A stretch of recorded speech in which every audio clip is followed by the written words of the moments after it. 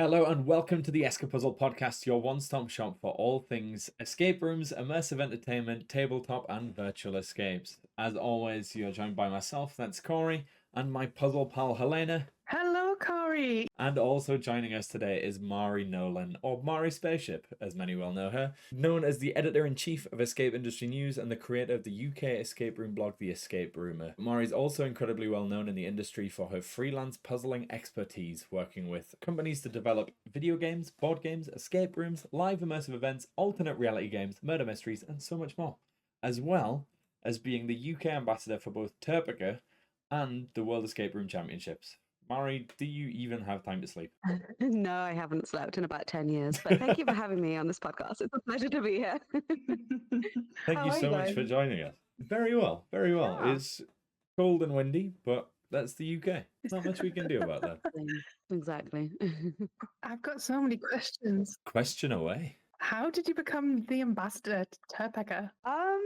I actually don't know. I actually haven't even asked the people that nominated me to do it and asked them why they chose me. My imposter syndrome tells me not to ask because it will stress me out too much. But yeah, no, because it was always run by I think it's Toby and Sarah Dodd, but they went from being board and UK ambassadors to just being the board because it's like a lot of work to run it behind the scenes. So I think they just wanted someone to take over looking after the UK instead. And yeah, it has to be someone who's not an escape room owner, which rules out most escape room people in the UK, and also someone who has the free time, which I didn't qualify on, but that's fine. I decided to do it anyway. But yeah, no, they asked me earlier this year and I was like, hell yeah, of course I'll do that. Sounds fun. And it's been a really good first season. So hopefully they invite me back for next year as well. Amazing. So do you get invited to all of like the nominees for Turpeca to come? Sometimes, but not through Tepeka. So actually, we will kind of go around and play some together occasionally. So like when I was in France, I played with some of those ambassadors as well, but not through Topeka. Generally speaking, if someone doesn't know you're there in a Topeka capacity, it's better because then there's no chance of being biased, right? But what I'm saying is I do constantly go on holiday just to play the Topeka rooms. Like that's all I do with my free time. So I do that, but not exactly in an official capacity, if that makes sense. That's fair. That's very similar with Amazing. us. Whenever we go play escape rooms, I try not to let on that we have even done escape rooms in the past, never mind own a blog and a Yeah. podcast, just because I don't want people to then change the Different. experience just Yeah. to fit us, which, yeah, I'd much rather have it for how it is. And 90% of the time, it's incredibly nice and everybody's super friendly. Yeah, I just love that question at the start when they're like, "Oh, have you done an escape room before?" And you kind of look at each other and you're like, "A few, One or two here and there. Just leave it at that. Yeah, one or two per town. I mean, like going with friends that are just like, oh yeah, we've done a couple. And then they're like, but Helena. And I'm like, How many have you both done out of interest? I'm sure I know. Please remind me. I am currently at 80, which is Nice. I think a really good number. I am currently uncertain because Morty doesn't allow me to split tabletop and actual escape Oh. rooms. Without going through and manually counting, I'm not entirely sure I'm at. I'm Oh, guessing about 40 or 50, so not an awful lot. okay. That is a lot. I mean, by like I mean, everyone in the by world by standards, that's normal so many. person standards, by Sarah Dodd standards, but I mean, Yeah. by Sarah Dodd standards, anybody's escape rooms are a drop in the pond in comparison to 3,000. Exactly. I haven't even been alive long enough to play that many. They haven't even been in the UK long enough to play that many. I mean, we have to give ourselves a break. Yeah, we'll allow So it. on Marty, I lied. I'm on 79, not 80. Ooh, you've got to plan something fun for your 100. Oh, wait, I'm totally on 80. I just haven't added it to my thing. I went and did an escape room with Corey. I thought you were going to say What did without we go me. and I was do? about to throw hands. No. Ah, yes, it was Nightmare Manor. Yeah, Nightmare Manor. I'm going to add that now. Nice. Congrats on 80. Yay. My Morty says 72, but I would assume about 30 of those are tabletop or virtual. Yeah, that's fair. That makes sense. Well, when you guys do hit 100, make sure you sign up as a voter on the Tobacco website. That's Self-promo. exactly why I'm trying to get there. Amazing. You've got time. You've got time. Yeah, we have plenty of life ahead and plenty more escape rooms popping up everywhere. So I'm sure I'll get Exactly. there. Excellent. As always on the ESCAPUZZLED podcast, we like to start with our player profile. As you know, I sent you some questions across with a variety of different player profile topics, and the first one of which is our player type or player stereotypes. So we put up a blog post a little while ago with a variety of different stereotypes that we found in escape rooms, some of which have been added to, some of which have been taken away. A lot of people that have come on don't really fit into one category or don't fit into a category at all, and they've created their own. But what would you say is your player stereotype? I think when you first sent me that question, I think I wrote a very facetious answer. I was like the booking holder because I'm the person in my group that always gets people into the escape room. Like, never mind what happens inside. Like, someone has to be like, no, we're playing an escape room, 3 p.m. Like, come here. But no, referring back to your blog, a really great blog post, by the way. I loved reading Thanks. that. I have to go for, I think it's the puzzle nerd is the category. And I was purely drawn in because it says when you wrote about it, you were like well versed in a variety of puzzle types and enjoys Morse code and ciphers. And I love Morse code and ciphers.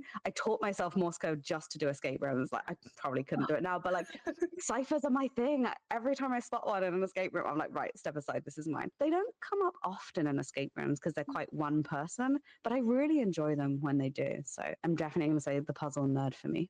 I am very much in the opposite opinion for ciphers. My brain love just Yeah. doesn't allow it. Like, at all. So whenever a cipher comes up, I'm like, Helena, you got this, or whoever else is on my team, you got this. Like, shift ciphers especially, my brain just implodes.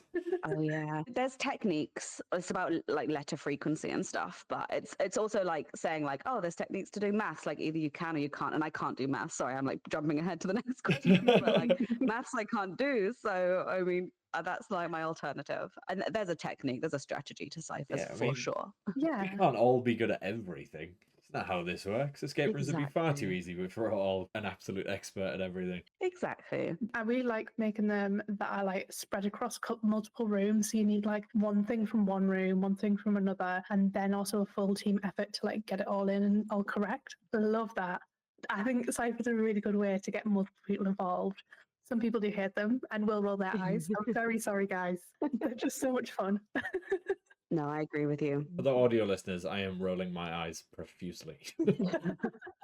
So, how many games have you done in total now? Well, similar problem to Corey. I keep a spreadsheet rather than use Morty, but I do put like the play at home ones in. So if we're going to include like kind of your telescape point and click ones, like that are based on real rooms or like live avatar ones, I'm just under 400. Whoa! Jeez. And I do count them. I know it's a little bit controversial, some people don't, but I do count them because during lockdown, a lot of escape rooms went virtual, and they just like took 360-degree views of their rooms and transposed the puzzles online. And now I'm not going to go and play them in person because I have played them just in a different format, but a lot of people don't like to include them. And that's fair. There's no right or wrong way, but I do because I think that if it's a real brick and mortar room that I'm not going to play again, I count it. So I think I'm on like 380 something, 390 something by now. I will hit it within the next month because I have 2 escape room holidays booked though, so very Nice. exciting. Oh wow! Almost unreal. almost 400. Yeah, I need to Yeah. go through and calculate which will actually be my 400th because I need no excuse to have cake. Yeah, so I was Cake gonna is say, needed. yeah, escape is needed. Exactly. I love the whole Mhm. concept I of love escape. it. I Always something agree. that should be Oh, it's so celebrated. fun. With playing just under 400 games, what is your favorite theme? Ooh, my favorite theme is definitely sci-fi. I love a really well-built spaceship room. I mean, my handle online is Mairi Spaceship. Like, I am actually obsessed with sci-fi books, films, everything. So anything that recreates that wonder for me. And I think at the end of the day, that's what escape rooms are for, right? It's a little bit of like escapism into your favorite kind of world. And mine is, I just want to live in Star Trek or The Expanse or Battlestar Galactica. So the moment a room makes me think that. But the only problem with sci-fi and escape rooms are that it's a theme that gets very tired very easily. Like, one little thing that breaks or like something falls off the wall and it breaks the immersion of like, well, I'm on a spaceship. So it's a hard line to toe, but I love sci-fi rooms when they're done very well. When it breaks, it doesn't float away. Yeah, exactly. Yeah, if people could put zero gravity in escape rooms, that would Yeah. be great. You'd have to use like a vomit comet thing, right? Mm. Yeah. Mm. Sorry, Yeah, Corey, I feel like motion sickness would definitely be a big issue for people playing in zero gravity. the cleaning up, the resetting. The reset. Oh Would you my also goodness. do your reset On the vomit comet? Or would you do it on the ground? That would be hard to do it in the vomit comment. But if a games master wanted to, that would be a fun challenge, sure. This is awful. Why is it called a vomit comet?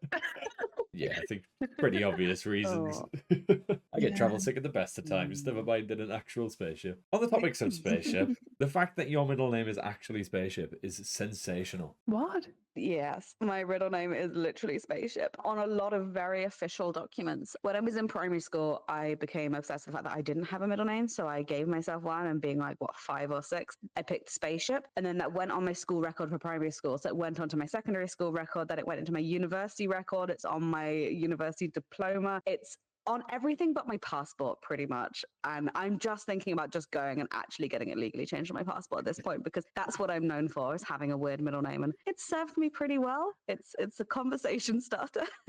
Oh, cool. I want a new middle name. Absolutely wild. Just do it. No one Oh can my stop God. you, apart from the government. But I mean, Depot is there for a reason. I mean, who am I kidding? I've been married for like over a year and I still don't change my name. So, but when you do, it's a good chance to just throw in a new middle name for fun. I don't think it costs any more to add a middle name. I might be Go wrong. wild, change it all. I already have 2 middle names. I feel like adding a third's just greedy. way too much admin. What's your middle names, Corey? No comment, officer. One of which is hyphenated to my Oh. first name. So technically, my first name is not just Oh. Corey. What? Oh, you've been lying on the internet? Yeah, because I don't like it. To completely flip this on its head, what would you say is your least favorite theme, or a theme that you tend to stay away from? I know you mentioned sci-fi. There's often something that people sort of get tired of or can be tiring. What would you say is something that you think is just like not your thing? I'm going to say magic school kind of vibes. There's just so many of them, and they all skirt IP in a very questionable way. And I've seen the same few puzzles every time. I feel like it's hard to be negative because there are some standouts which are really good. But in general, when I have a choice, I'm not going to go for the magic school one. I was even talking about this literally the other day with a friend, and we were like, oh, let's go to the city. Let's do a room. And she was like, the only one I haven't done is a magic school. And we kind of looked at each other and I'm like, okay, let's just go for lunch instead. So that's probably my least favorite. It has to be really highly rated to get excited about a magic school for me. I feel like that's an unpopular opinion because it's such a popular theme as well. I'm sorry. There's so many of them. It's just oversaturated. Very much so. And it's also of its time. I know I don't want to get political, but I feel like magic school has fallen out of favor in the general cultural zeitgeist in the last, let's say, 5 years. And Very much so. I just yeah, me as a child would have loved it, but now I'm kind of over it as an adult, without getting into Yeah. politics. Thanks to a certain someone, she who shall not be named, to bring in a reference. Yeah, to bring in a very nondescript IP. So, the most important question of this whole podcast: what is your favorite type of log? By far, long stretch, a cryptex. I love cryptexes. I collect cryptexes. I design cryptexes. I love cryptexes in every way, shape, or form. I actually have a mildly amusing story, but it's slightly not safe for work. Should I tell you, or should we not go into Of it? course, this entire podcast's not safe for work. I'm glad. I just didn't want to be the first person to drop rude words. I'm working on a project right now, which is for a hen party. And the centerpiece of the hen party is a game. And in the middle of the puzzle game, we have the big finale piece, and it's a cryptex, except it's themed, and I'm calling it the Dictex because it is an enormous shaft, and you sort of spin it around to line up the symbols, and the top pops off with white confetti. And I'm really proud of it. Oh my God. I'd be so proud of that.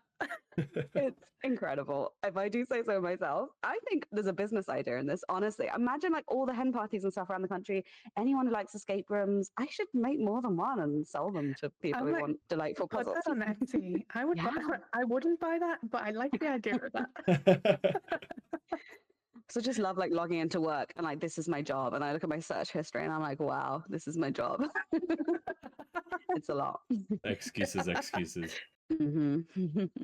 What's your favorite cryptex you've got your hands on then?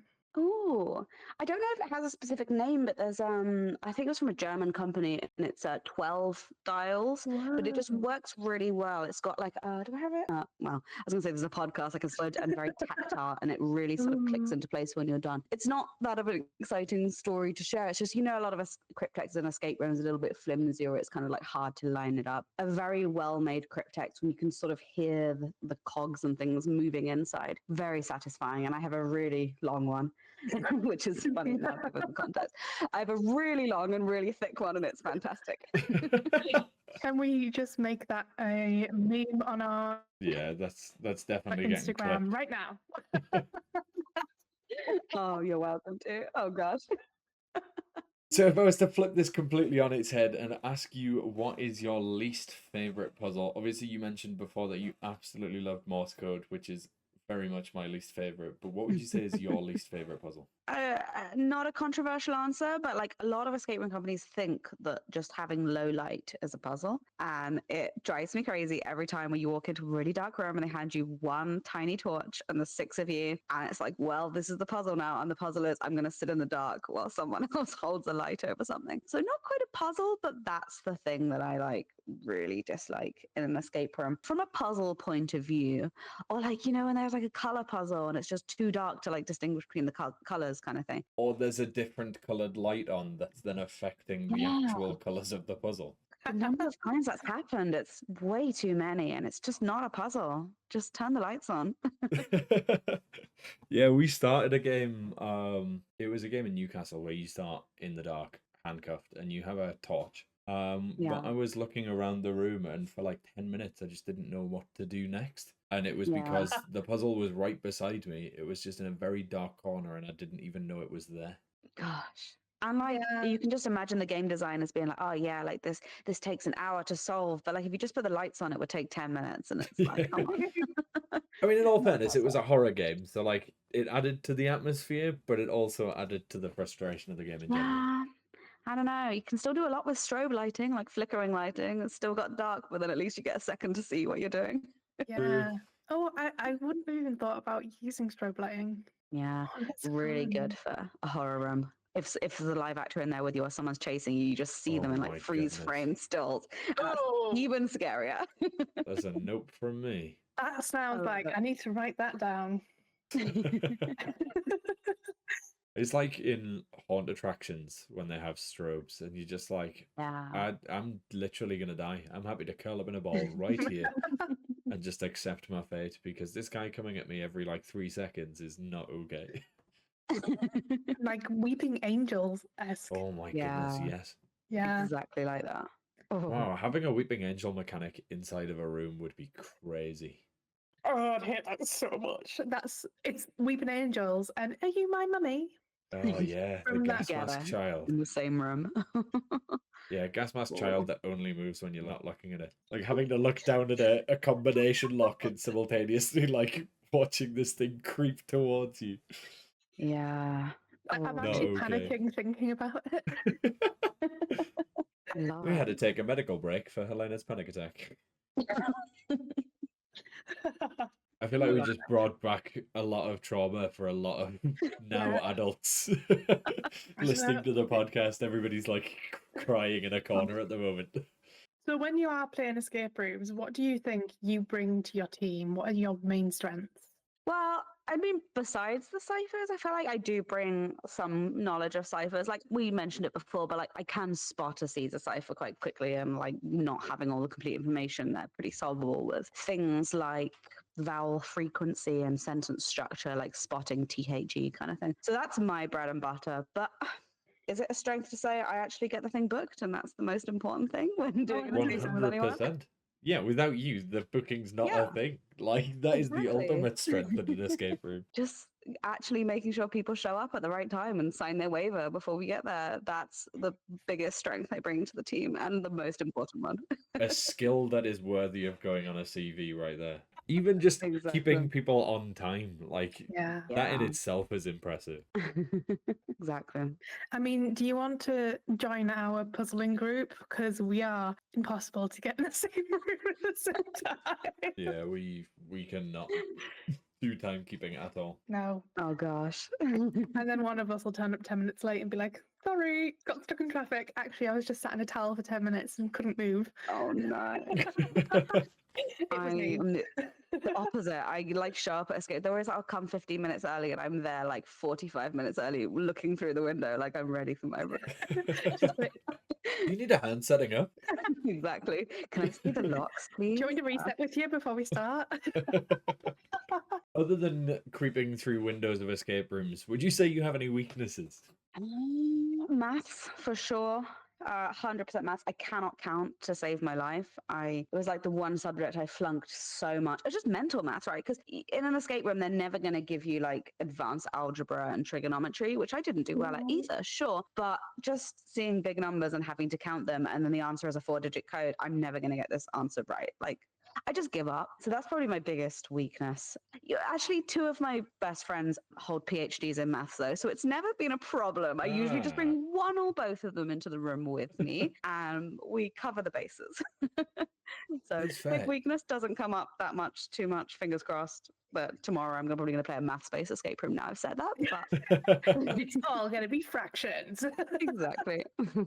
We've mentioned this in the podcast many a time that maths is just not a puzzle. It's either you can do it or Yeah. you can't do it. There's no like way about it. You can't really solve it unless you know exactly what you're doing. And to the Exactly. point that you just made a second ago, I have played a room with trigonometry in it. Yeah, me too. Was it in Newcastle by any chance? Because the only room I'm thinking It of now is was. in Newcastle. I know the one you mean.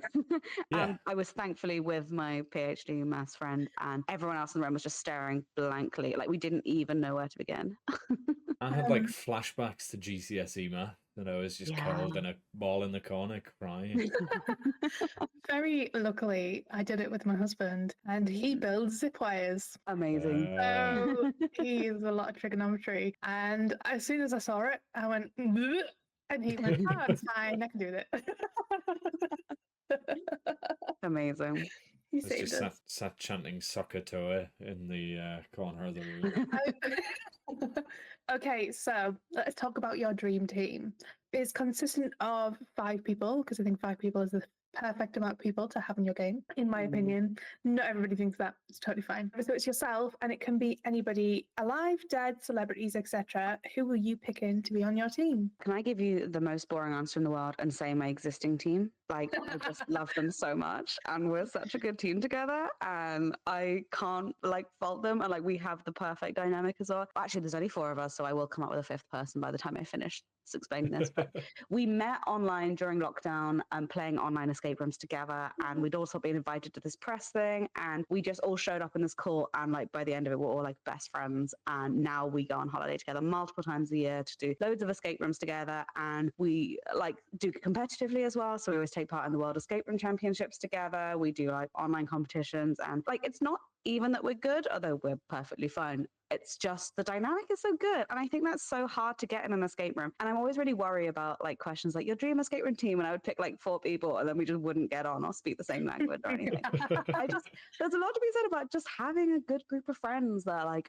really fun to play with. Had that said, well, I should shout them out. It's Alice, Ash, and Natasha if they're listening to this. So that is my dream escape team. Actually, you might have come across of some of them because Alice and Ash run Escaping the Closet on the various socials and stuff. So they do a lot of rooms. They're sort of all Sheffield based now. But since I have to give you 5, I think the one person missing would be a communicator, because in a lot of rooms, there's always like a moment you have like someone has to ring the phone, and we all look at each other like, no, I'm not doing it. We're all literally like, well, I'm going to go look over here. I'm not dialing the number. So that's our collective weakness. And now I'm trying to think like, who's the best communicator in the world? Like, who's really charismatic?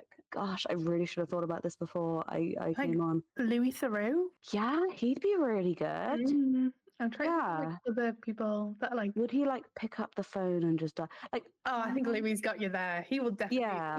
Like you've got to remember, this guy was in a porno. Like he will pick up that phone. He will do more than pick up the phone. That is incredible, and he's my 5th person, and I hope the rest of my team listening to this are cool with that. I'll be inviting Louis Theroux onto the next escape room with us. He'll probably say no, but I'll invite him. Even just like to be around that man, I'd just be like, oh, Yeah. please just speak to A me. very interesting chap. Oh, he's so weird. I love him. I love it. I just got his like rap song stuck in my head. I Oh don't know if my you guys heard goodness. that. My money don't jiggle jiggle, it folds. I like to see you wiggle. So wiggle. good. Oh, show. Welcome to karaoke with ESCAPUZZLED. Oh, God. My ADHD is doing it. So within your team, do you guys have like your specific set roles, or do you just kind of sort of fluidly move between roles, just whatever's needed within the escape room? A little bit of the latter, but we definitely all have strengths we play to a little bit more and less between us. And actually, believe it or not, I'm not even usually the cipher person in that group. There's someone else who's really good at cipher, and she just knows all of them off by heart. Pigpen is her like big one, which confuses me. It's too many squares and dots. Like I love a pig pen. sometimes. For me in that group, we have a funny, well, not funny. It's gonna make so many people listening to this podcast real, but I'm really good at brute forcing. And so it's like a joke in a lot of escape rooms where like, we're missing 2 numbers, and I'm like, step aside, give me the padlock. Like, I can it did like flick through them really quickly, which is not at all. I do not condone anyone doing this at home. Please do not brute force. Please try and solve your puzzles. But if you get to a point where you cannot solve it, or if you're doing it competitively, brute force away. It's so much fun, and you can get really fast at it if you do a lot of escape rooms. actually really good at hacking locks because I worked in an escape room. Yeah. And every now and again, Incredible. I'd put a new lock in and it would be the wrong number. So you have to be able to reset it, or you have to be able to like solve it and then reset it, Yeah. right? Oh no. So I put a new game in December, and it was after a full week of like design and build and like doing my tester games, and I put one of the incorrect numbers into a lock, and my team were really struggling to get in. I was like, "Oh well, try this number. You've got the correct number. Just put it in." And they couldn't get they couldn't get in. Oh no. Luckily, it was like somebody who got the game for free. They were literally just testing, and the worst thing that could happen happened. So I had to go in and brute force this lock. But very luckily, I have spent 5 years of fucking locks up. So managed to. I don't even know the correct term. Hack a lock. Yeah. Yeah. I always go with brute force if it is rotating through like a number of numbers, but I think hacking is probably if you have no numbers, it's not brute forcing. You have to do something else. Locked myself out of my own game. Well done. I mean, to be fair, once I did actually solve it, I was like 1 click away. So I was obviously just quickly setting locks and gone, that's the right number, locked it, zeroed it, walked away, didn't bloody check it, which was the most stupid thing I think I could have done. But it's fine. It existed. And now it's no longer. It's gone. Hey, mistakes are there to be learned from. Yeah, I was gonna say, you've done so many, right? I mean, like it's kind of second nature that you wouldn't think to check every single time because you're like, yeah, I've done this before, I've reset this room before. But yeah, I hadn't even reset it yet. I was literally setting it up. But so when I do a build, my locks are the last things I do, which I think everybody else does that as well. Like the last piece that goes into your puzzles are the actual locks. So some of them are custom made, some of them are mechanical, so they were actually built and already brought along working. And then there was like 3 or 4 number locks I had to set. But by that point, I was just like, I'm so done with this game. I'd rewritten the puzzle like 3 or 4 times at that point. I was so exhausted, and then I set a lock wrong on my first like actual that weren't staff tester games. That was mostly my drama. I was like, oh, these guys are just literally here to test it, and that is it. They don't know how funny I am, so I can't get away with it. What room was it, out of interest? I'm curious. It's called A Magic Christmas. That's what went this year. And then, it's a recreation of last year's. I took out some stuff that I really didn't like, put in some new stuff. I was just paid to put it in, essentially, and rework some puzzles. And then I left it to Escape Rooms Durham for the rest of the season. I didn't get a phone call, so I think it was all good. Good. One little shout out to Escape Rooms Durham. Today, when Morty announced their top 250, Lily of Lumley by Escape Rooms Durham was one of those, which is very cool. Congratulations. Super lovely, considering that game was my baby for years. I love Lily. And Corey messaged me today, and I was like, oh, thank you. I really needed that. Just to hear that it's been open since 2019, so that game turns 6 this year, to still be getting awards for it. Yeah. It's got a rewrite in the works. It just needs to happen. But we also had 2 years where it didn't really run. So we were like, oh, we can keep it for a bit longer. They No longer me. Helena's still the surrogate mother for this child. Oh, 100%. It's still my baby. And every now and again, I do Amazing. message people at work there, and I'm like, just checking in on Lily, how she's doing, how she's growing. Okay, should we get back on track? Sorry. Remember those tangents we were talking about? I'm enjoying the wander. Hey, wander away. I'm almost always the tangent master, so it's nice for somebody else to take the tangent. I know, I'm For really a sorry, walk. I am the problem today. Obviously, we've mentioned what you're like in an escape room, but we've not really come across why you got into escape rooms and why you got into puzzle design. So can you take us back to a young Mari getting into puzzle design and explain what your origins are? Wow, my origin stories. So I'm very late to the escape room world. I played my first one in 2018, which when escape rooms first took off in Europe and the UK is very late. And I played one, and it was this really, really random one in like the outskirts of London where I'm from. And it was in an office block. And the office block was like literally like stepping into a liminal space. No one was using this office. And then on like the third floor, this guy had like set up an escape room made out of like corrugated iron and stuff. It was bizarre and it was brilliant. And we escaped with like 2 seconds to spare. And it was just so exciting and well done. He was so enthusiastic. I loved it. And then from then, I really got into it, like maybe sort of the following 6 to 12 months after that. That was from a playing point of view, though. I was doing design stuff before, but on general games and things like murder mysteries and like not quite escape rooms, but definitely puzzle games in the same niche and genre. And with that, there really isn't a clear origin story other than I just like to design games for my friends. Like if I was like hosting a murder mystery at the weekend, I would like write it and like put puzzles in it because it was fun. Or like I remember like making basically what we would call a tabletop puzzle game for my mum for like Mother's Day one year, and it was like a kind of mystery that she had to solve and like solve puzzles to like unlock boxes. And this was like before I really knew what escape rooms were or even saw the overlap. And then so when I sort of was getting up to building a portfolio and getting my first sort of paid work as a designer, I had a portfolio already, but it was all sort of personal stuff. But it was stuff I could bring, right? Like it was maybe like a video game jam, or it was maybe like a little thing in a box that I could bring to an interview and be like, this is the kind of stuff I like to design. And I even remember one time I applied, this was actually much later in my career, but I applied for a job. Rather than send a CV, I like hid my email address at the end of a puzzle kind of thing. And it was a puzzle designer and like silly cool. stuff like that. It's such a like a playful industry. I just love it. I still don't really believe this is my job to design puzzles and do escape room stuff sometimes because I'm having too much fun for it to feel like work. TLDR, my origin story is just designing for fun / playing escape rooms for fun. And yeah, much like you guys, I think I played maybe like, I don't know, 30 to 40 escape rooms. And then I was like, oh, I'm going to start like writing about them online. So I'll like start a blog as well. And I'll start like sort of tracking them. And then the rest is history. I mean, now we're in 2025, like some 6 years after I started the escape room. And I'm still occasionally writing about escape rooms and doing all those kind of things. So yeah, I don't know if that's exactly a very traditional story, but that's kind of my chaotic, just kind of fell into it, you know? I don't know. I designed for fun, and then somewhere along the line, someone started paying me to do it and write about it, which is good.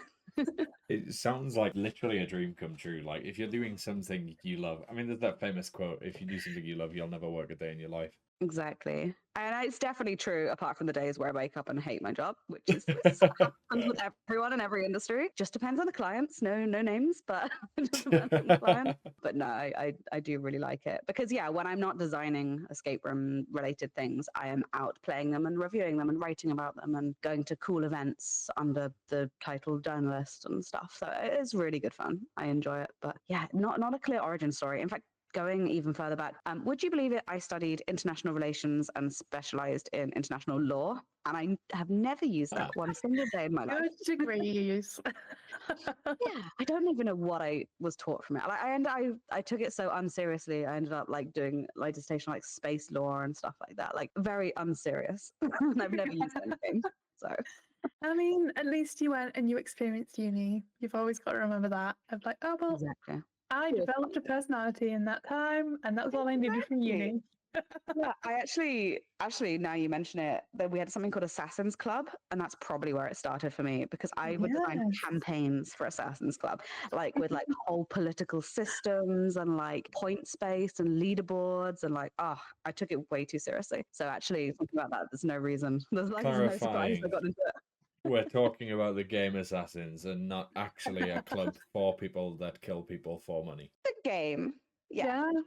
I was Legally distinct. I mean, Definitely. judging by that tone of voice, could be both. Nobody died, but we took it very seriously. Nobody died that we weren't paid for. I was also a member of the Assassin Society at Nice. uni. Very We cool. took it very seriously to the point some of the guys that were in the society, so it was all Nerf gun based, everything was Nerf gun, but they had like miniature, like the small, tiny miniature Nerf guns just in their pockets at Nice. all times. And essentially, you can attack anybody within the Assassin Society at any point. Doesn't matter what you're doing, doesn't matter where you are, as long as you're outside and it doesn't disrupt too many people. We disrupted everybody. It was okay to shoot them, and then they'd unalive in our game. Mhm. Before we broke up for every summer, we'd essentially go to the Durham Park and have a really Nice. big Nerf gun fight, and that was amazing. Oh, that sounds so fun. I love that. Yeah, makes me kind of miss university, and then I remember I am an old lady now. Leeds University did not have any cool clubs like this, and I'm thoroughly disappointed. I'm sorry to hear that. I'm sure you had cool clubs though, just maybe not assassin related, right? Yeah, like Durham had like a knitting society, a cheese Fun. society, a wine society. I would be all over a cheese society. Yeah, I never went to it. Yeah, the societies for loads of really random stuff. Oh, there's an escape room society. As of like 2021, it's now got an escape room society. That's nice. So cool. It was set up by one of my staff at the time, and he obviously loves escape rooms, works in an escape room, and he was like, "Do you know what needs to happen? More." They're Incredible. really good. They like every year they'll bring their newbies and come and do lab heist and Mr. Borrowdale study. So And good. okay, so having an incredibly extensive list of projects that you've worked on from companies such as Professor Puzzle, which I love their games, and Mysterious Package Company. What has been your favorite project that you've worked on over the years? Ooh, I've worked on a lot, and you've named some really good companies that I loved working for. But what would be my favorite? Or favourites. We're not going to make you pick a favourite child. We can allow a few here. We don't want to Impossible. be causing any tears. I've got one that I worked on. Well, it was for the same company. It was Wizards of the Coast a few years ago, and they're a massive company. So I'm like, even now thinking like, how much should I say? I'll just say it. It's fine. It was many years ago. I did an outdoor like version of like basically a Dungeons and Dragons adventure for their like big new launch. So they were launching something called Spelljammer, which was a sci-fi thing. And what we did is we had like loads of live actors, and everyone had like a map, and like influencers came like in their like D&D characters and costumes and like took part in this adventure. And it was very choose your own adventure in that like you could go to like 6 points on this map, and it was around this area of London, and each point was like they'd meet a character, an NPC, and have to do a challenge. And some of them were puzzles, some of them were like agility, and they would get items if they did it correctly, and then they'd go to this final location and have a big boss battle. And the boss battle was kind of this big like animatronic thing. And I'm saying this like I know like anything about D&D. I'm really bad at playing D&D. Again, I'm sure when I first spoke to them as a client, I was like, yeah, I know everything, don't worry, I got this. I had to learn a lot that month, but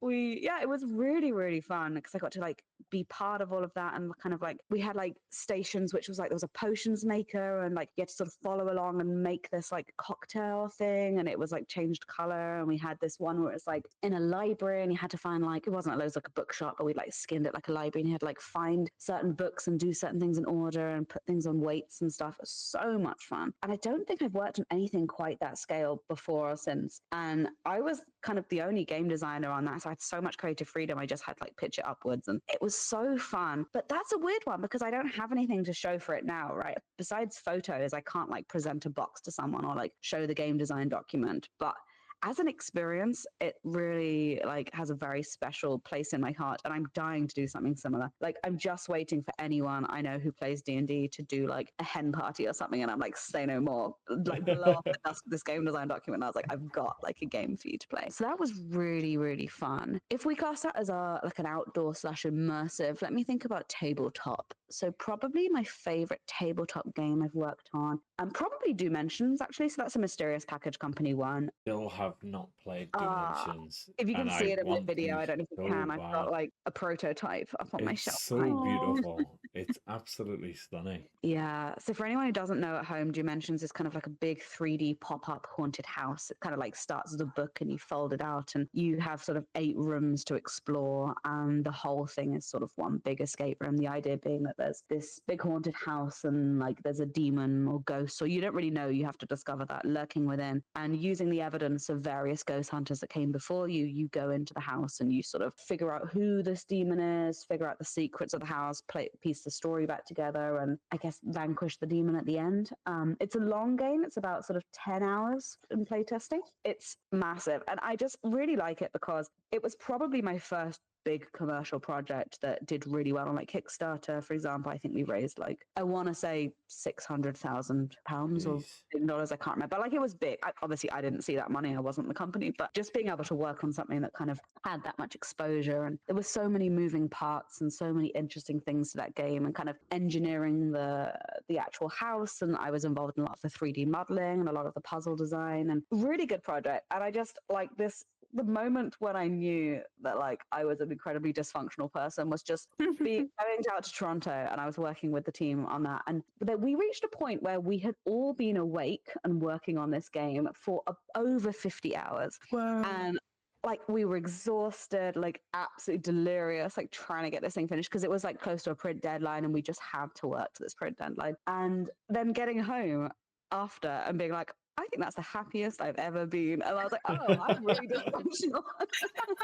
But like being sleep deprived and like working on this like really difficult to build puzzle game was the happiest moment of my life. Like never mind my wedding, never mind anything like that. No, it was really, really good. I have really fond memories. I actually miss the team a lot. Like I haven't worked with them for over a year because the kind of projects they didn't necessarily need me on at that time. But I really like them as a company. And they've scaled back a lot, actually. I think they have a really small team at the moment. I don't know what they're working on now, but great innovation, like just really thinking outside of the box in terms of like what they're making.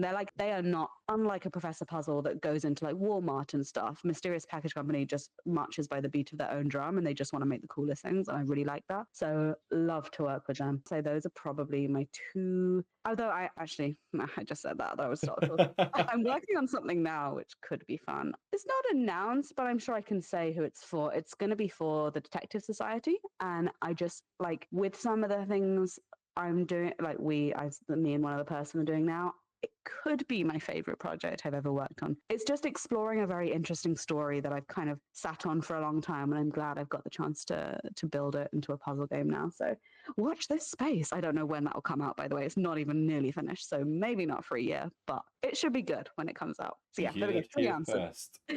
Yeah, heard it here first. Truly, no one else knows that. It's so exciting. Oh, new games, man. I just need all of. I've still got a backlog of about 20 or 30 games that I still need to play, but I can never have too many. They just look so good on your shelf. Yeah, I was gifted Exactly. more for Christmas, and I was like, do you know what? This woman does not need any more games. But still willingly accepted them with open arms. Of course. Oh, absolutely. I've got an escape. What's it called? Hang on, it's literally on my desk. It's called The Escape Room Puzzle Book by James Hammer. And every time I kind of get sick I've got it. of work, I'm just like, oh, I'll just smash out a puzzle. I have that one on my shelf behind me. It's great. Yeah. One of the great things about puzzle books is you can just chuck it in your bag, and like if you just want 5 minutes of delving into a few puzzles, it's just there ready to go whenever you need it. Yeah, I'm really enjoying it. I think I've done like 10 so far.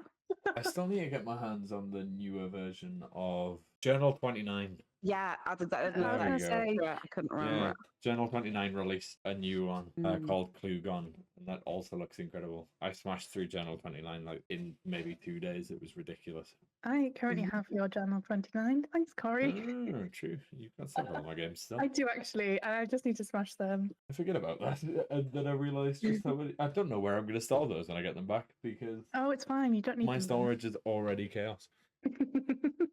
Obviously, when a company comes to you to hire you as a puzzle designer, do they come to you with some sort of framework or ideas already in place, or do they just sort of give you a theme and then free creative reign, or does it depend project to project? Yeah, it really depends, actually. So some companies come to me with big free reign. They just like, we want here's the budget, here's the size of the box, here's the theme, do what you want. And then I go away and I come up with a proposal. And if they like it, they go with my idea. Other people, I pitch ideas to them first and then they say yes or no. Other people, they already basically have an almost finished game and they're like, we want to make this more puzzly. So like an example I'm thinking of now is I'm working on a video game called Wax Heads. And the video game is fantastic already, but Murray, the guy making it, is like, we want it to be more puzzly. So I'm kind of like going back through a lot of the like moments in the game and making them into puzzles where they're not, and kind of seeing how it sticks together as a meta puzzle. And that's not unusual type of game I'll work on, but yeah, it really, really depends. My favorite and the ones that I take on the most, I usually come in very early. So I don't mind if it's their idea or if it's my idea, but it's a lot easier coming in very early and helping, like working with the narrative designer or narrative designing on it myself. And so really having the puzzles well integrated into the story. Coming in late's very tricky, I think, because then you really have to squeeze the puzzles in where they maybe don't fit. Yeah, I've never had to pick up anybody else's like Yeah. design to then build puzzles around. Like, how have you found doing that? It can be good, can be tricky. I mean, sometimes having strict parameters is good. Like if it's like, well, this is an audio adventure, and we want 5 puzzles, and here's where the puzzles go, and it's very limited as to what you can create. But then you find yourself pushing the boundaries in other ways, in very interesting and unexpected ways. It was like, oh, well, how can I make this interesting? And other times it's very tricky. I'm thinking of a book project I did where I was on this project quite early, but they didn't really involve me that much until the puzzles. And then they kind of almost handed me a finished book and they were like, add puzzles. And I was like, whoa, how much can I change? Almost nothing. And it's like, I can't like hide ciphers in there because I can't change the text and I can't like move things on the page. That kind of thing can be very difficult if people know they want puzzles but don't consider it earlier. Like, don't get me wrong, if anyone from that project's listening, like I absolutely loved it and I think we did something fantastic by the end, but it makes the puzzle design process a lot trickier. No preference though. I mean, I've done this so long. I can do both and it usually turns out all right. Not always, but it usually like works out. But it can make for a big challenge. Anything can make for a big challenge. Yeah. I'm just thinking of like when I'm puzzle designing and also writing the story of the whole game. So I'm doing both at the same time. And I never write with like a end goal. I've got an idea of how it might end, but it might not end that way. And I might have to change it because, actually building puzzles and stuff is quite difficult. But I've never picked somebody else's work up and been like, yeah, it's fine, I'll just jam some puzzles in here. But also I have played games that are like, I'm just going to jam some puzzles in here and you can tell. Yeah, usually I think people have their personalities come through in their puzzle design. So you can usually tell if like an escape room or a board game has multiple designers, and if they don't quite match, or even if they do match, you can usually tell who touched which puzzle. Yeah, absolutely. Well, even I think in escape rooms, especially collaborative escape rooms, that occasionally puzzles stop working or the people that are running them get really bored of those puzzles and go, I think I can write a better puzzle to do this. And I've definitely done that. We've had a malfunction in a game where essentially like the master USB disappeared and it was very quickly, oh my gosh, we're gonna have to get rid of this big bit of tech that's actually quite integral to the game. And instead of it being a really well-placed maze, essentially it turned into like a scribble, like follow these directions and make these numbers, and it's still the emergency if that ever happens again. But when I think about it, I'm like, oh my goodness, like you could see both me and my puzzle designer Izzy's like touch on the game. And I was like, yeah, it's very sort of 2015 escape room. It works. And it is a puzzle. Sounds like a good workaround though, to like have that kind of backup puzzle. I like it. Yeah, so currently I think everything in that game that is mechanical has a manual override for it. So for a very long time, we had electronics that were just completely on the fritz. They'd work for a bit and then all of a sudden, middle of a Saturday, they'd stop working. So we'd have to very quickly turn around and change the puzzle that we were doing. And it happens. That doesn't sound like technology in an escape I room. know. It happens all over. I think it's a lot more rare now, but when people were just starting to introduce tech into games, it was very much, oh my goodness, we need a backup of a backup of a backup. And very luckily, I made most of them. Nice. And they occasionally do have to be used, which is a shame because I obviously never want to use them because that means my game's broken. But yeah, I jam random puzzles into games all the time, which is a good thing, but also really don't enjoy doing it. Do you have a particular favorite puzzle that you've worked on? Just to hone in more specifically on an actual puzzle as opposed to a project. An individual puzzle. That's a great question. I would say that not recently, I discovered something that's very vintage called a rotor or like a rotoscope. And it's those things where I say as a kid, actually it's before my time, so before you guys' time as well. You like have this disc and you line up something around the edge and then you like shade something in that's numbered and you twist it and you shade it and you twist it, shade it in, and then you lift it up and you've drawn like a very intricate picture. Oh, yeah. I discovered one of those in a charity shop and I just loved it, and I've used it more than once, adapted to like different puzzle mechanics. I can think of one example I've used it once in Dimensions actually, and in one way, and then I've actually used it once in a Professor Puzzle game, which is Escape from the Starline Express. Okay, So I did it for that as well, and it's both used very differently, but I like the function, and I love putting that aha moment in where it's like you're doing something, you're solving, and nothing's coming together until the very last moment, and then you've drawn something, or like you've connected something, or you've finished a piece, and suddenly everything makes sense. It's a really fun aha moment, and it's very easy to learn the rules of how to do it, and then just a series of steps to do it. So it's not difficult, but it makes people feel really smart that they solved it and then really delighted when they get to the end. So the 2 times I've used that, and I say use that, it's like a old mechanic but adapted into a sort of puzzle for today's age. I find that really fun because I think I'm more of a like creative artistic person than like a mathematical person, so I can think of like maths puzzles I've designed or like grid things, but I think the ones that I would most enjoy solving myself are probably the ones that I enjoyed designing or like I'm most proud of myself. That's fair. I think you touched on a very cool point, or more so a difficult point of puzzle design there, in that it's difficult to create a puzzle where the person can't see where it's going until the very end. I feel like a lot of puzzles that I've played, especially in tabletop games, you can almost see where it's going like immediately, and it doesn't give you that aha moment because you're building up to it and you know what's coming. But to be able to put that in and have it till the very last second and then go, oh, this is what it was. Like, it's so nice to have that feeling. Absolutely. It's like bringing it back to ciphers. I feel like ciphers so brute forceable that when I spot them, I don't need to solve the puzzles up to it. You can just solve it as a cipher. I see that a lot, and it's like, oh, every small puzzle in this game gives you a portion of the cipher, and so by the end of the game, you solved it. And it's like if someone likes solving ciphers, they don't need to solve anything; they can just solve it, and you don't get the aha moment of the reveal of the secret message because it's a little bit obvious. Having said that, I've worked on loads of games that's centered around ciphers, so I am also You are literally the right 1 in now. 1,000 people to go, oh, fine, I don't need the other part of this cipher to decode the whole thing. I sent something to testing, and it was like only a few months ago, and it was entirely cipher based. And I was being a bit facetious. I was like, I'll put a cipher in here, but we will change it because we don't want a cipher here. And in playtesting, no one solved it early, and I was just incredulous. I was like, we have to send this to puzzle people, like, because this is so easy. And the clients went with it. They were like, no, this is what we wanted. Like, and I was like, yeah, but you can brute force it in the first minute. And oh no, testing is king. So just you can brute force that. Yeah, I think you have a very particular set of skills in that instance that very much only applies to you. Oh gosh. Spotting things from a mile off.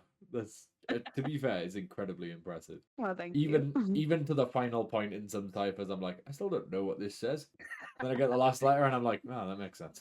Another side tangent that you may or may not be able to talk about because of NDAs. I read, whilst doing some research about yourself, that you worked on some puzzle design for Netflix. Are you able to discuss that in any manner, or is this a chop it out and pretend it never happened?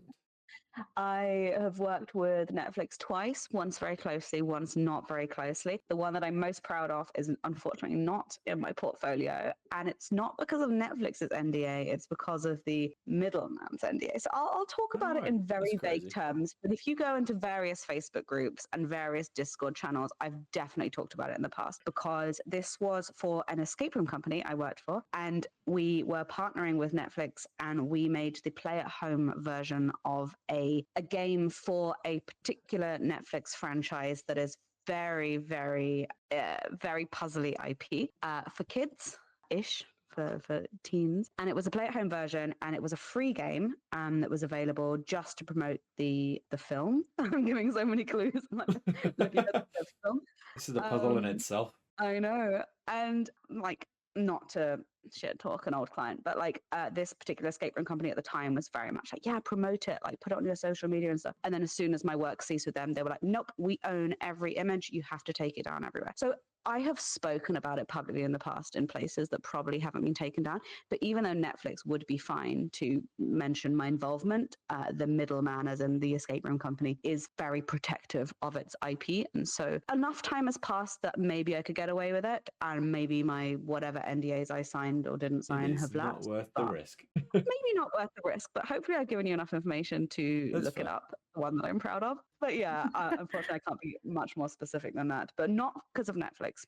Just let that record. I love Netflix. I'd work with them again. But yeah, that particular game, which is really annoying because it was so early in my career and it's such a high profile game. I would love to be able to talk about it. But yeah, that's the reality of being a game designer. Sometimes you get hit with a lot of IPs. Some of my most fun projects are under IPs I can't talk about, NDA. And that's the decision to make, right? If someone comes to me with a contract and they're like, we'll pay you this much, it's this project, you have direct access to this, but you can never talk about it. And it's like, Yeah. well, do I want it for my portfolio, or like, is the money worth it, or is the learning worth it? Like, will I gain something for my personal development out of it? And that's a balance to make. But especially early in my career, I took a lot of projects that I can't talk about now, which is disappointing, but That's I learned fair. a lot. So it's worth it in the long run. Coming from a magic consultancy background, it's very similar. Like there's Yeah. stuff that I've done that I just can't talk about, and I'm like, but it was really cool, and I'd like Yeah. to. But yeah, Love just to be the able to like, show how a silent trick man in was the done. background. Yeah.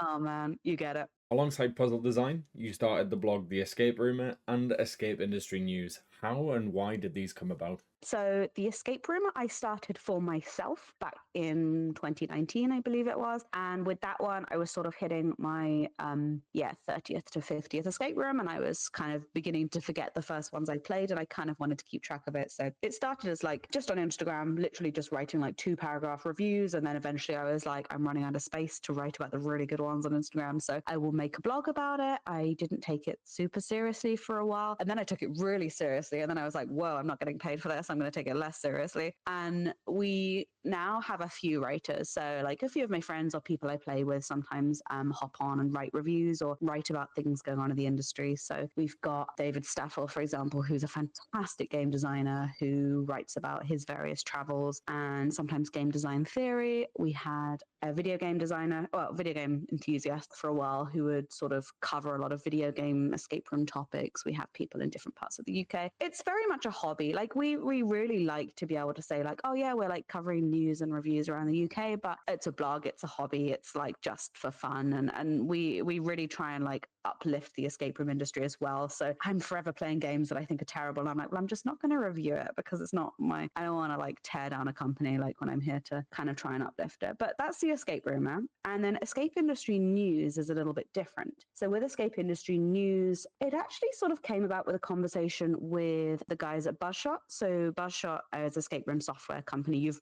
probably seen them if you've ever had like a photo texted to you or at the end of your thing.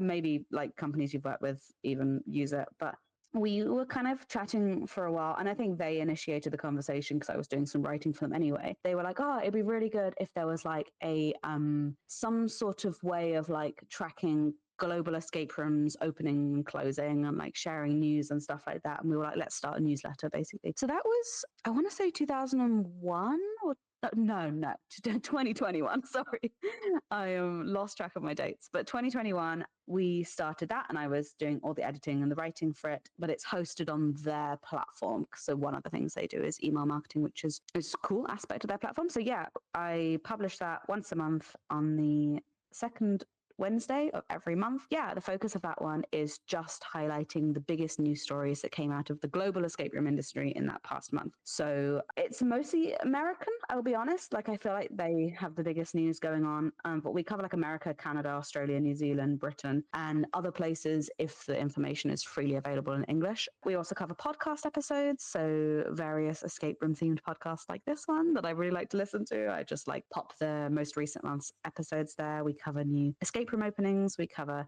there's basically just like, I'm trying to aim for a one-stop shop of like an overview of what happened in the industry. And for the first year, I was like, oh, this is fun. But now, because I've got so many years backlog, you can really see interesting trends, like how many opened, which regions, like which times of year, different things are happening. I find that so fascinating. For someone who doesn't like maths, I love to see the numbers and the stats and stuff. So I'm hoping we keep this up for much longer. But yeah, that's really just came about of like, I was kind of like in that world and looking these things up anyway and being like, well, there's a gap in the market. I wish this thing existed. Well, no one else is going to do it. Let's do it, kind of thing. So that's how both of them came up, if that makes sense. We definitely need to pull those interesting statistics. This is one thing me and Helena spoke about towards the back end of last year, about potentially doing like a special episode where we just go through really cool statistics and analytics for escape rooms.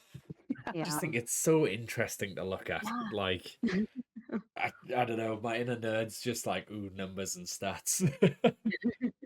Yeah, you would love it then, absolutely. Like themes popping up and how many in each region, and just sort of quantity of news reports as well. So you can see when things popped up, and like coming out of lockdown, that was really interesting, seeing like the sheer amount of things reopening. Yeah, you'd love it. Even statistics as deep as like people in certain jobs and their like escape percentage, or like that kind of statistic, I feel would be super interesting to look at. See if there's any professions that are better at doing escape rooms than other ones. That would be cool. That's so interesting. Someone's got to be keeping those kind of stats for sure. I'm sure the guys at Buzzshot have access to those kind of information, right? But I have to ask them. Shall try another conversation about that. One cool thing in statistic reference that I found whilst also doing a little bit of research on yourself, you posted a blog post a while ago about how long you could actually survive in an airtight escape room. Yeah, which I was haven't an looked at that post for a incredibly long time. interesting read. What? I was going to say my numbers might be wrong. I haven't maths checked this in a while. There's like a full Thank maths you. breakdown and everything. Yeah. I think if I remember correctly, for 10 people, it's like 2 hours with the amount of oxygen in there. And you had room dimensions, and you mentioned obviously if there was plants in there to counteract the carbon dioxide, then you could probably last longer. So yeah. Well, the number of times you walk into a room and they're like, oh, the air's going to run out in 60 minutes. And I'm like, really, though? There's only 2 of us. I had to run the numbers. It definitely plays to those people who are like, no, I'm scared of doing escape rooms because I don't want to get locked in because I could die. Yeah. You have literally done the maths that state, unless you're in there for 2 whole hours, you're not going to die. Yeah. And most it escape also has rooms to be won't let you airtight. stay in for 2 hours. They want you out in an hour. I think that's part of my own anxiety. Before I played my first escape room, I still am. I'm very claustrophobic. I think there's a lot of like hesitation going into your first one if you don't really understand what to expect. Like, are you locked in? Is it scary? Like, is it, airtight sealed? Like, I don't know, things like that. It's helped allay my own fears. So for anyone out there who's aspiring to either start puzzle design or already do puzzle design and they want to go into sort of consultancy work within the industry, do you have any advice for where they could potentially start or how to develop from that starting point if they're already sort of on track with puzzle design? Yeah, and actually I did write another post about this more than a year ago now, but it did show like avenues and funding sources and things like that. But I think more than getting into the nitty gritty, genuinely just make stuff. And that sounds so easy to say now, but I really believe in making bad games because you can't make good games until you make bad games, and just make the stuff you want to play, make the stuff your friends want to play, like build up your portfolio, whatever that looks like, and just put yourself into the, like, make the games you want to then make in the future. And yeah, like it's easy to sit at home and be like, someone's like, I want to be an escape room designer. Where'd you get started? I would say just like log into Escape Simulator, start making little games, and then make a tabletop game for your friends and take photos and get playtesting, and just kind of build up that, whether or not it's for your portfolio or just for your own personal knowledge and like game design development. Just get very comfortable with making like bad stuff for yourself for fun just because you wanted to make it. And I guess the other big piece of advice, which is true for literally any industry, is just to be present in the industry. Just be nice, be out there, be friendly, attend events if you can and if you can afford it. If you can't, look for grants and bursaries and sponsorship for things like the Immersive Experience Network that we met for the first time in person at. They did a big, like, I can't remember exactly what they said, but it was basically like, if you can't afford to come, apply for this thing and you can be like sponsored by like a speaker or someone sponsoring the thing. And like there are ways for like junior people to get in. And then even then, like I was giving a talk at the experience, and so many people came up afterwards and like asked me similar questions, like how to get into consulting, how to get funding, like how to just break into an industry that seems kind of like a black box from the outside if you don't have this capital to make your own board game or make your own escape room. But there are grants. There is like various immersive creators grants. There's a video game. There's multiple video games grants that specifically focus on puzzle games, one of which I'm involved in. It's not running at the moment, but like the Drachnic New Voices grant and the Astra Fellowship, for example, will sort of help you get the tools and the resources you need to build a video game for yourself if you want, but it has to be a puzzle game. And yeah, I suppose that's like very generic advice, but I do believe in, like, maybe it's my own shortfalls, but I get very like hung up on perfectionist and like this game has to be good before I show anyone. And now that I'm old and jaded, I just make the thing. A done thing is better than a great thing, because a done thing you can show and play and get feedback and improve later. A great thing you will sit on for years and never finish. And that is so much worse. Yeah. Just to actually give something useful, once you've made these games for yourself, and you can either pitch a game directly to a publisher, whether that's an escape room publisher in big inverted commas, as in like you're pitching yourself to an escape room company as a junior designer, whether like, maybe this is vague terms, but like getting involved in their production and designing a puzzle for them. You can pitch yourself almost like a job interview. That way you can pitch yourself to publishers of board games, video games, or you can self-fund on things like Kickstarter, or you can self-fund yourself if you're rich. Maybe don't do that. No, in this economy. Oh my God. But like, yeah, I don't know how helpful this is. I mean, with any industry, a lot of it is being in the right place at the right time. But I think you can also create opportunities for yourself by really just putting yourself out there and making the games you want to make and forcing yourself into the room as much as possible. Vague, but it's helped me to an extent. I hope that is helpful to even one person. Yeah.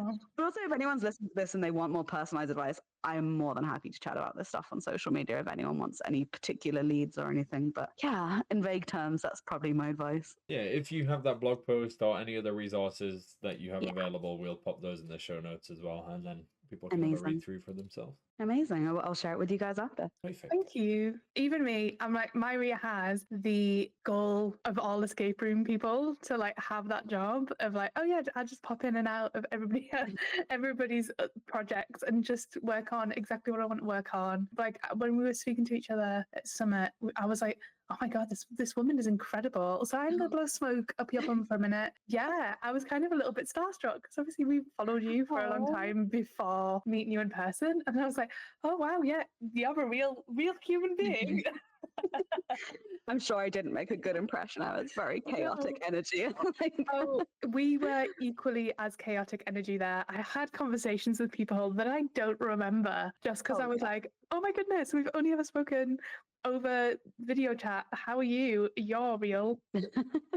I know that feeling so much. Oh yeah. I really know your voice. And I'm like, yeah, because you interviewed me. Okay. Yeah, when you guys came to say hi, I recognized your voices before your faces. I was like, you're like, hi. And I was like, I know you, but I don't. And then it was your voices. It's like what's it called? Like a parasocial relationship that we've got with all of these people. Well, I had somebody recognize me from my laugh, which is very sweet. And they were like, Oh, love that. I was like, yes, that is me. I mean, it is a rather notorious laugh. I know. I'm trying to like chill it out a little bit. I like, love it. laugh away from the mic. Ah, go Like wild. it's two pigeons having a fight is how I describe it. No, you've got a nice laugh. I love it. It just cuts through anything that happens. And every now and again, Google Meet is like, you're a bit much, babe. Like, chill out. I know exactly what the waveform looks like for your laugh because it's that Aw. often in the editing software. That's really So sweet. good. Get it printed out as like a Yeah. visual thing. Yeah, that'd be Oh, cool. it's my birthday in March, Corey. Just let you know. Make a note. So, if we could give you an unlimited budget, we talked about in this economy, but we are giving you that budget to Okay. create whatever you want. You can create a room, a game, an adventure. What would you build? Yeah, that's a great question. Unlimited budget, I would just go completely wild and build like something underwater, as Ooh. in like glass domes underwater and like just ridiculous. I don't know if that would have any economic viability. It would probably have to be in like Dubai or something. It would just have to Don't be think about somewhere. the money. It's fine. It's unlimited. You can do whatever you want. And if Yeah, it's I really just can't imagine risky, doing that in like the Thames. Be like, yeah, I'm gonna make an underwater escape room, and then it's in like Britain. Yeah, you wouldn't really be able to see much other than like trolleys from Yeah. supermarkets floating in the water and dead bodies. So underwhelming. yeah. Well, it can be in like the Maldives. Think about how those Yeah. crystal clear waters, they're also warm as well. And yeah, just have loads of orbs floating about. So good. So good. I think my dream would be to make like, you know, like villains in films and they have like a secret island somewhere and it would be like escape into like save the world simulator and it would take like 5 or 6 hours and you'd be driving up on a boat and at some point the games master would be like, okay, here's your scuba diving suits, like go to the island, like find the secret tunnel and go up. And then after that you kind of like unzip your wetsuit and then you're in like spy outfit, like lycra, everything. And then you like given like laser guns and you just have to like break into this secret spy base, but it would be so ridiculous. It'd be like comically bad villain stuff, laser mazes, the whole shebang, and it would just be a whole island. So scale unbelievably big. In limited money, I think that'd be great. And you could also charge so much for that, right? That would be like a whole day destination. Because some of the most expensive escape rooms in the world, I mean, I just booked one and it was 750 Canadian dollars for 4 people. And that was the minimum price I could spend because the minimum amount was 4 people. And I was like, this has to be the most expensive escape room in the world. Anyway, if me, an enthusiast, was happy to hand that over, you could do like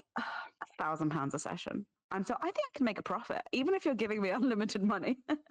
Hold up. What are you getting for this $750? Well, I'm playing the number 1 in the world. So it's Magnifico Wow. at Escaparium Laval. And it is 2.5 hours long and it has multiple live actors in it. And I Okay. feel okay That's about fair it. enough. If you divide it by 4 and then divide it by the amount of our time, and it is number 1 in the world. But it's also so we're going out there to see my friends get married, and my wedding gift to them is this escape room. And I was thinking, oh yeah, like, how expensive can it be? And then I sat down to book it, and I was like, oh my god.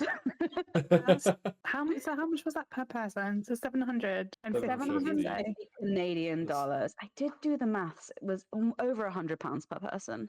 Yeah. Oh my goodness. It's a lot. Should be good. Everyone who's ever yeah. played it says it lives up to the hype. Please so let us I'm know excited. because it sounds sensational. Please Yeah. make a blog post all about it and your adventures. Oh my goodness. And congratulations to your friends that get married. However, I want that wedding gift. Thank you. Yeah. If you could just get Dear. divorced and remarried and let me know. Deal. I love my husband very much. Just have to say that. Poor Al's crying in the background. Sorry, Al. Oh, yeah, this escape room is going to cost more than my flight out there, but it's fine because I love escape Crazy. rooms and this is the life I've chosen for myself, and so I've made my peace. Yeah, 100%. It's like, for example, when I found out how many escape rooms Sarah Doddard's done, taking Yeah. that and then multiplying it by the average escape room price, I was like, that's insane. House could Yeah. not do any and buy a house for that. Worth it though. So worth it. 100%. They're just so fun. I mean, everyone in this call agrees because we're all in the industry.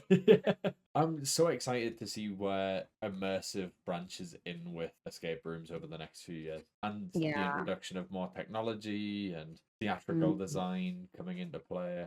Can't wait. I think things like Phantom Peak and Bridge Command in London are a great example Yeah. of probably where the next generation is going, in that they're sort of replayable. I think replayability and sort of longer experiences, bigger experiences. Yeah, I really think that's the future. And then, of course, you got things like Jubentia coming over from China, which is, again, very replayable, like one space, but like potentially unlimited amount of games Yeah. you can play in it. It's really clever. Replayability is huge. I think what's really strange is even though people are thoroughly enjoying like hour-long experiences like escape rooms, if you look at it from a social media perspective, like everybody's attention span has Yeah. shortened drastically. So it's wild that like dopamine's such a big thing for like short form in social media, but then when it goes to like actual experiences, it's not. Yeah. And I Oh, wonder whether that's something that could be taken and put into escape rooms. I Or mean, you just kind of sit get on that with TikTok like for an hour. no, not necessarily like that, but obviously you get the individual puzzles that then make up the full experience. But to maybe have smaller rooms, but more of them, where you're just blasting out like a single puzzle in each room and it's a different theme, I Ooh. think that would be really cool. Yeah. Escape Arcade in London by the people who do Enigma Quest. They've just opened something called Escape Arcade, and it is exactly this. And it is very replayable, and it is a massive grid of very small, like basically escape rooms. And you get given this RFID card, and you go like wristband, sorry, and you go in with your team of 4 people, and you can go into any of the rooms in any order whenever you want, and you Ooh. score Oh. points by how well you do in them. And then at the end, you see the leaderboard. And outside each room, it says like this is like a little bit physical, a little bit puzzly, a little bit memory kind of thing. And so you can pick based on that. And they've got like 60 little rooms. And Ooh. obviously, in an hour, you can, let's say they're 5 minutes each, but you kind of have to run between them. You can't play a lot. And so it's very replayable in a very charming way. And I played an opening week and it was just rammed, and every single person coming out of it was like, that was incredible. I Oh. think when that gets more mainstream, like as in it's just open before Christmas, that's really likely to pop up more. It's like the kind of like challenge arcade kind of, there's a word for it, I'm sure. And Yeah, but they've done a very escape room one. there's a few companies in America, like Bodeborg and Yeah. Level 99, Similar are vibe. doing similar sort of things, and I just Yeah. we need more like that. Yeah, definitely go check out Escape Arcade if you both find yourself down in London. I think it's really interesting, if only from like a wow, this could be kind of the next thing Yeah, to play. there's so many Ooh. games that I need to do in London. Like I've still yet to do Phantom Peak. It's top of my list for things to do, and I've just Ooh, not it's had the chance to closing get down there. soon. If you can get down in this season, do, because I think they're relocating, so they're probably going to be closed for at least a year until the new geez. site opens. I think did they're going to not run know to the end that. of spring, and that's it. Okay, I'm definitely gonna have to get down soon. So yeah, we need to go do like next Ruh-roh. weekend now. What are you doing today? So obviously we've mentioned a lot of the stuff that you've been doing in the past and the incredible projects that you've worked on. Is there anything you can tease us with about what's coming in the future? Yeah, I'm like just seeing how much anything's public knowledge now. I've mentioned a few. Wax Heads is a video game. It's a record shop simulator where you have to figure out which is the best record to recommend each customer that comes in. Really charming, small team in Nottingham, and I actually Nottingham and Spain as well. And I'm doing the puzzle dev on that. The announcement of the launch date is not publicly available, but I highly recommend anyone who that sounds remotely interesting to look them up on Steam and give them a wish list. I'm really proud of that as well. That's going to be a really good one. Then I have a project with the Detective Society, which I can't say too much about, but if you are familiar with the Detective Society, I'm sure when it's ready, they will be advertising that a lot, and I'm very excited about that. It plays into, well, I mean, I'm the designer and I pitched it to them, but it's like everything I like in a game, and I'm just so excited because I've made the game I want to play. So if no one else enjoys it, at least I'm happy because I got to bring that thing to life. And then the other one is probably wouldn't appeal to that many of your listeners, but I'm working on an audio adventure for a company called Yoto, which is for kids. So we're we're building it for 8 to 13-year-olds, I would say, and it's a spy adventure, and it's going to be the first in a series, and it's very creative. Like we're taking a lot of very interesting design challenges, and the writer on it, she's like a very well-known kids author, and I'm doing the puzzle design, and we have this fantastic illustrator animator. So I think it'll be very good when it comes out, but it's hard to recommend because it is for kids. But if anyone's listening and you have kids, keep an eye out for an unnamed spy adventure launching on the Yoto at some point in the next year. That sounds like it would be perfect for my mental capacity, so that's Yeah, like great. we'll probably still play it. It's not tricky, but I would love to hear your feedback. As someone who does puzzles, it might be interesting to see, like, because we're testing with a lot of kids, and kids like just have different solutions from everyone else, and just so weird to see how you get to it. And we're not testing with puzzle people, so it would be interesting to see a puzzle Oh, person like yourself try it out. please send us your puzzles. Yes, we will test them. Yeah. But yeah, those are the main things I'm working on. I don't think there's any other games. I'm involved in other things throughout the year. So as we mentioned, the Tapicas, the World Escape Room Championship, or much later towards the end of the year. But if you folks follow those kinds of things, you will probably see me in some capacity. And coming up quite soon, actually, depending on when this episode comes out, the Cerebral Puzzle Showcase, which is a Steam event showcasing puzzle games. So I'm the organizer of that. Well, I work for a company who's the organizer, Draknick and Friends. I'm their manager, but I look after those kinds of things. So yeah, I'm deep in the weeds of like picking the games and curating them and sorting them into categories and designing that for them. But really interesting lineups, and obviously I can't talk about them yet, but like really interesting games launching into the Cerebral Puzzle Showcase. So if you Ooh. like puzzle video games, we have some very exciting like secret sneaky little games that will be announced as launching in the showcase. So that'll be fun. I spent an unholy amount of money in the last showcase. Oh no, It I is mean, not okay. great that you found some cool new games, but also, oh no. Yeah, my Steam library like tripled in size Oh. when I found out about that event. Honestly, Not okay, same. And I'm like, but okay. I'm involved in it, and I still like get tempted by my own things I put in. I'm like, yeah, you know what? Actually, this is a really good discount. I'm going to buy it. So, to get all of this amazing information from you, where can our listeners find you? Yeah, well, my portfolio is just marispaceship.com. That's Mairi and then spaceship, as you would imagine you'd spell that. And then, yeah, I'm Mairi Spaceship on all the social media everywhere. Those are me directly. But yeah, if anyone wants to hear about like escape rooms and news in the UK, we've also got the Escape Industry newsletter, which is escapeindustry.com, and theescaperumor.com are the other two websites we mentioned. But yeah, I mean, I am the generation to be on chronically online on every social media platform. So that's probably the best place to find me. Perfect. Well, thank you so much for joining us today, especially at such short notice. What obviously the audio listeners won't realize is that I rather stupidly forgot that I had not gotten any more edited podcasts together. So we organized this with Mari yesterday, and yeah, she very graciously hopped on, and we can't thank you enough for that. And the knowledge that you spread for people that are looking to get into puzzle design, and the incredible knowledge that you shared with us about your previous work has been invaluable. So we thank you very much. It's been a pleasure. Anytime. This has been really nice. It's nice just to chat to you guys as well. It's just an excuse to geek out, let's be honest. That's what the podcast's Exactly. for. I need no excuse to just hop on and talk about escape rooms for a few hours. It's my hobby. Of course, and many tangents have been had, and the audio listeners won't know this because most of it will probably get chopped. Thank you, Editor Corey. Yay! I've got to edit this like right now to get it ready for going out next week. But Good luck. nobody knows that, so it's all good. Perfect. Well, thank you so much. And obviously, we look forward to seeing you again in person if I'm ever up in Edinburgh, or if you're about in London, or if you're over Newcastle way. By all means, say hello, and we'll try and get some games in. Hopefully, we'll not be Will do. awful at games in comparison to your incredible team. Oh gosh, no. It's all good fun. I absolutely come and play with you guys when I'm next down. Awesome. Perfect. Well, thank you so much for everybody listening. We hope you've enjoyed the episode. If you have, please do leave a 5-star review on both Spotify and Apple Podcasts, and we will catch you in the next one. Bye. Bye. Bye.